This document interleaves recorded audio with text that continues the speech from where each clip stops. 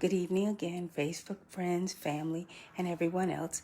This is another episode, mini episode of Kitchen Shenanigans.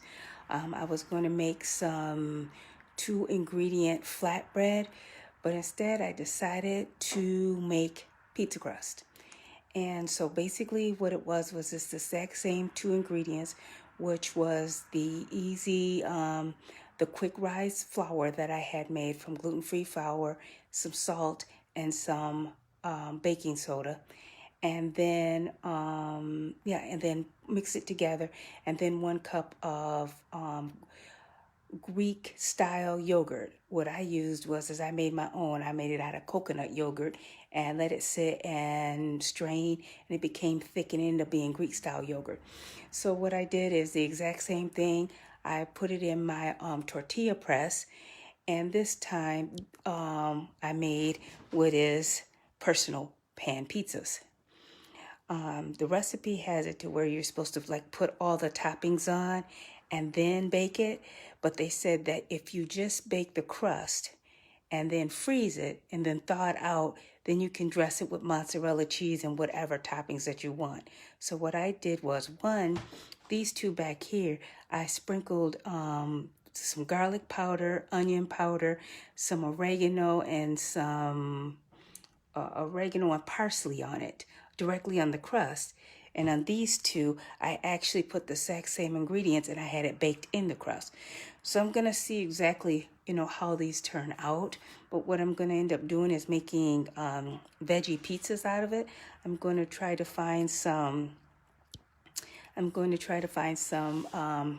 mozzarella cheese and hook it up like I would normally hook up a regular vegetarian cheese pizza. So my next video on this is what I'll show you the ingredients that I got for the pizza, and then show you the finished product, and then let you know, did it succeed.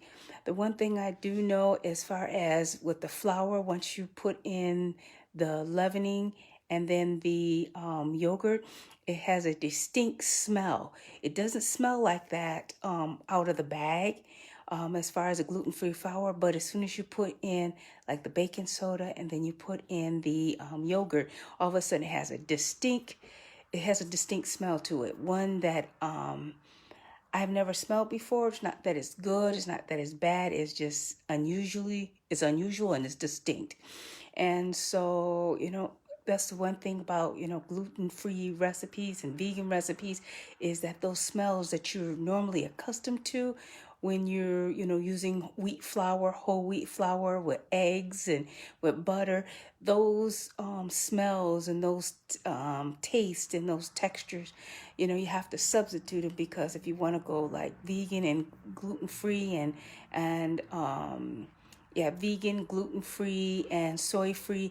It takes a little, it's different textures, different ingredients, and they're going to work differently. And of course, I'm finding you just have to work with them. And so again, this is my pizza crust. They're going to end up being 4 personal pizzas.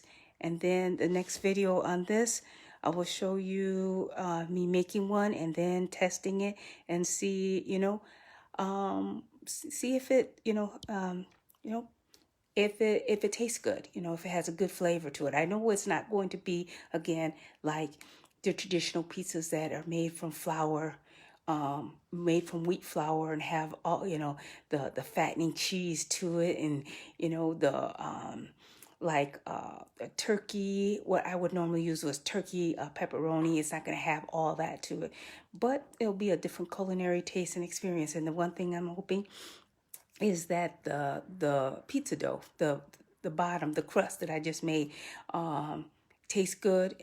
I didn't put salt in it, this additional salt in it. So when I dress it up, I'm just going to see how everything, comes together. So until then, you have a great rest of the evening. Thanks for tuning in. Have a great one. Stay safe. Good night.